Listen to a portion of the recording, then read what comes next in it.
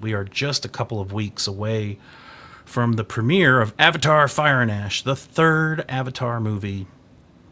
And it's not tracking in a spectacular way, but it's not as scary as it might seem. Although James Cameron has said a few things that kind of make you wonder what he may or may not know. So it's opening on December 19, and we'll be reviewing it on the show here 3 weeks from tonight, because I'm going to go see it no matter what. I hope at least one of you will go see it too, but... Ben, you're up. Ben's up? Yeah, no. I'm looking for an excuse to go back to the theater. I enjoyed the first two enough to want to go see it in a theater, at least. But I rarely ever want to watch them in repeats. Keep this in mind. Keep these numbers in mind. The first Avatar came out in 2009. That was the last time I watched an Avatar movie. You didn't see the second one yet? No. Well, you better watch it before you watch this one. Yeah. I'm sure you'll be confused. But it made $77 million in its opening weekend, which isn't a whole lot. But the movie went on to make $3 billion globally. The second Avatar opened at $134 million, but they were thinking it would make between $150 and $175. So Avatar 2 actually came in under projections, but it still went on to make $2.3 billion worldwide and is the third highest grossing film of all time.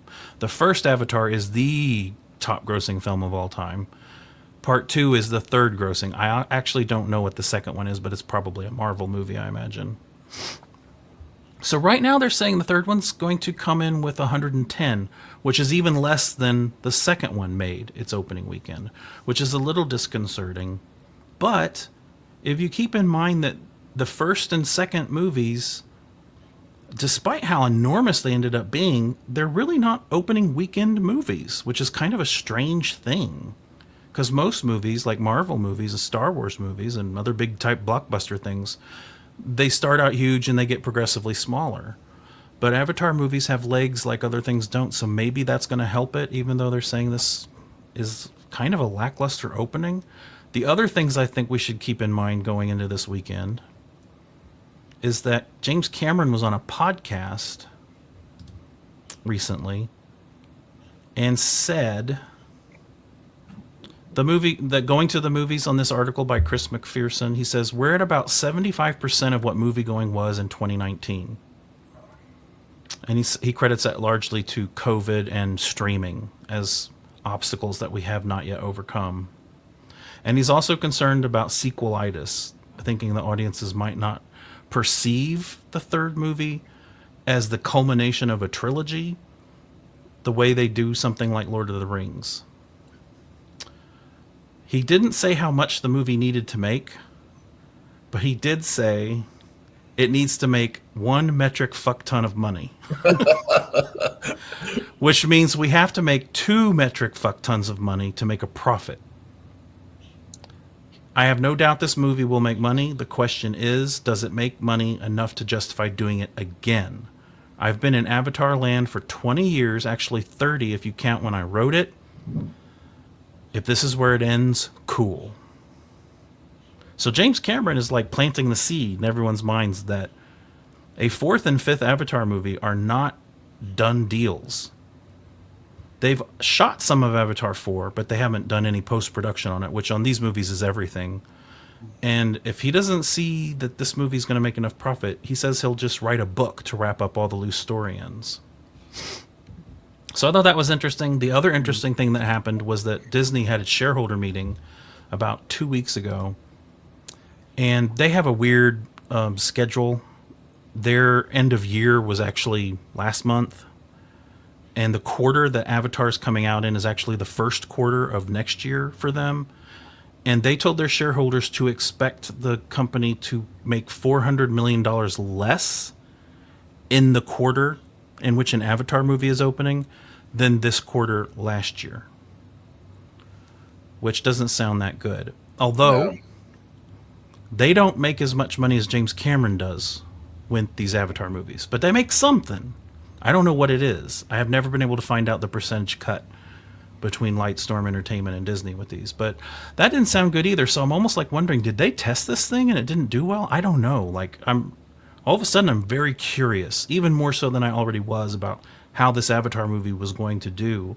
because we're all kind of constantly confused as to why these movies have done so well. They're not that great. No, have you watched the trailer, the most recent trailer? I don't watch hardly any trailers anymore. I think I saw one in a theater before something played. It doesn't really have a hook. I didn't see anything that compelled me to want to see this movie. It looks like the last trailer, which looked like the trailer before that. So I don't know. The second one, I was underwhelmed by the second one. I enjoyed it enough to finish it, but I haven't wanted to rewatch it. And I felt sort of the same way after the first one. So I don't know if that bodes well. Well, I want to see what else James Cameron can do, in his career, because we have a finite amount of time with these legendary sci-fi directors. I'm kind of ready for him to move on to another project, because I just don't get anything from Avatar. I mean, visually it's impressive, but even in 2009, when everyone was losing their minds, I just didn't get it, what the appeal was.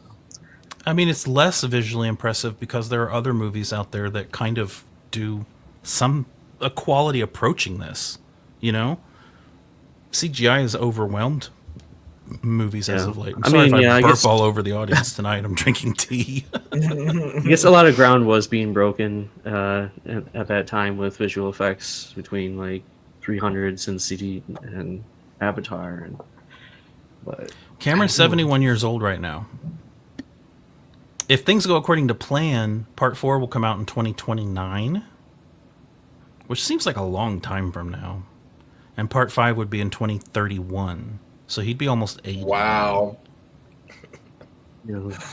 So maybe he's like thinking, do I really want to spend my last remaining years on Earth making these damned Avatar movies? Yeah. Is he giving himself an out, maybe? Write the book, man. Just write the book.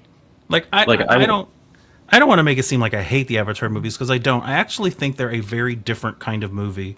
And if there were more movies like them, I would say they're part of a movement to turn movies less of a storytelling narrative into more of an experiential experience, for lack of a better term. Because the reason you watch an Avatar almost isn't for the story or the characters. There is story and characters, and there are aspects of that I appreciate it. But the main reason to go is to live somewhere fantastic and see fantastic things, hear fantastic things. It's that kind of it's almost like an amusement park ride more than a movie, which is one of the reasons why these movies do so well in premium formats and the seats that shake and all that stuff. So I guess we'll see how it does in a couple of weeks, although Dave won't. Dave's already made up his mind. He is anti-Avatar.